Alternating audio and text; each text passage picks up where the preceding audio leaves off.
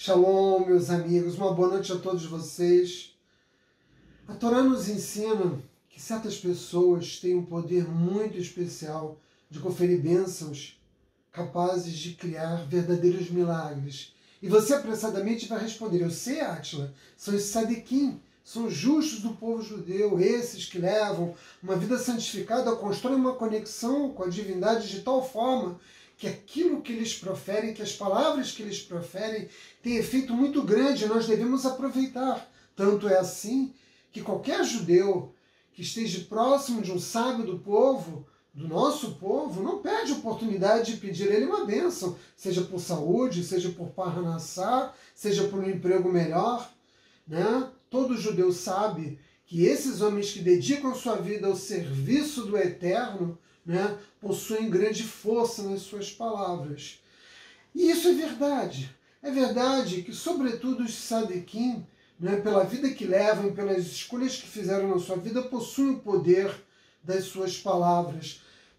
Possuem o poder de pedir ao Eterno que abençoe aquela pessoa. Precisa entender que todas as bênçãos nascem da mesma fonte, a Kadosh Baruch Hu, mas nós podemos pedir pelas pessoas por Hashem, e é por isso que nós rezamos pelas pessoas.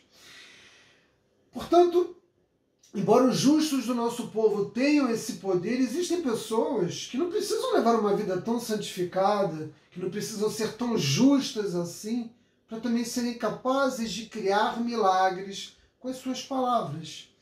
E você agora deve estar curioso para querer saber de que forma isso acontece.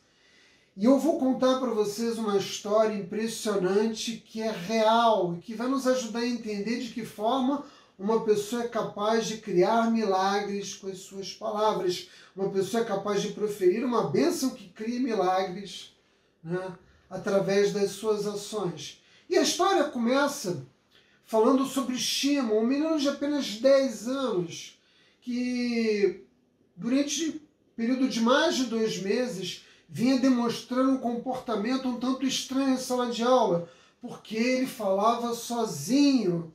E a professora, obviamente, não pôde deixar de perceber, depois de 2 meses, que Shimon todos os dias permanecia uma parte do tempo falando sozinho, até que ela tomou a decisão de chamar os seus pais. E assim foi feito. E quando os pais compareceram à escola e a professora relatou o que havia ocorrido, o que estava ocorrendo, ela recomendou que Shimon fosse levado a uma consulta com um psiquiatra. E os pais acataram a recomendação da professora. Quando Shimon finalmente, né, esteve frente a frente com o psiquiatra, ele logo perguntou a Shimon o que é que ele dizia quando ele falava sozinho. E o menino, muito sagaz, apesar de ter apenas 10 anos, respondeu que 2 meses antes dele começar a falar sozinho em sala de aula, ele havia ouvido uma história do seu rabino. Vejam, que é clássico no judaísmo, né? No meio de uma história nós começamos a contar uma outra e no final tudo vai se esclarecer.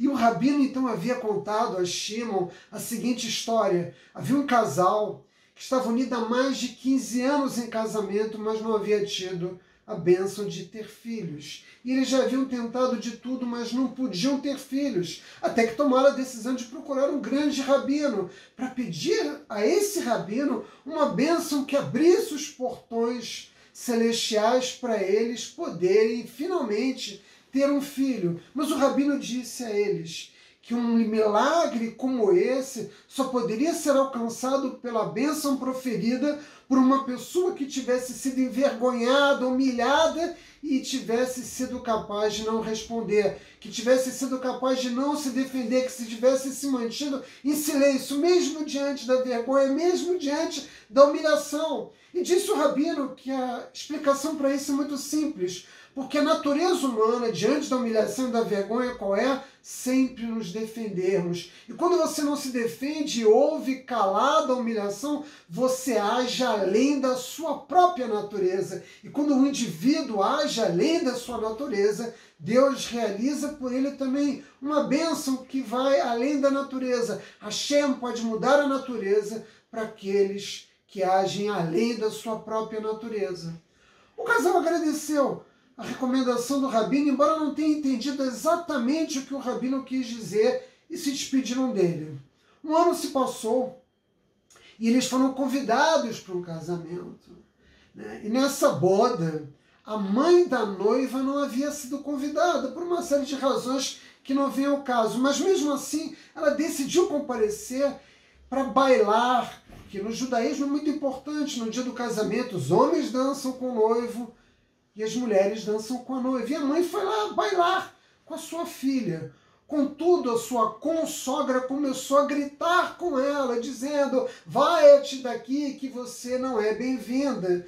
E essa mulher então foi submetida a uma vergonha e uma humilhação muito grande. E como ela reagiu diante disso? Em absoluto silêncio. Ela saiu dali, ela se dirigiu para a saída do salão para ir embora em silêncio. A mulher, que há 15 anos ansiava por ter um filho, quando viu aquela cena, despertou para a recomendação do rabino. Aí então ela finalmente entendeu aquilo que o rabino havia dito para ela, e ela correu desesperadamente em direção da mãe da noiva e disse a essa mulher que ela não podia ter filhos e que ela desejava ardentemente que aquela mulher conferisse uma bênção a ela.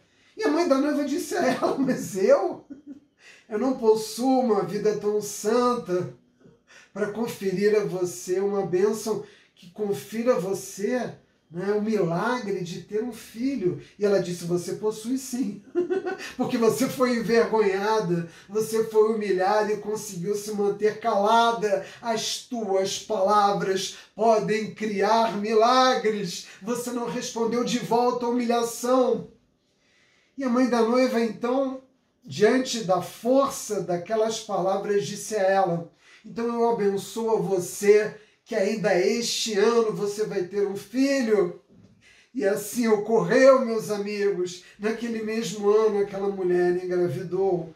E quando esse menino nasceu e completou o seu 8º dia de vida, e os pais fizeram um Brit Milá, convidaram o rabino que havia dado, esse grande rabino que havia dado orientação a esse casal, e convidaram a mãe da noiva para celebrar com eles a alegria do nascimento dessa criança tão esperada e desejada. E o psiquiatra, ao ouvir Shimon contar essa história para ele, disse: uau, que linda história, mas qual é a conexão dessa história com você?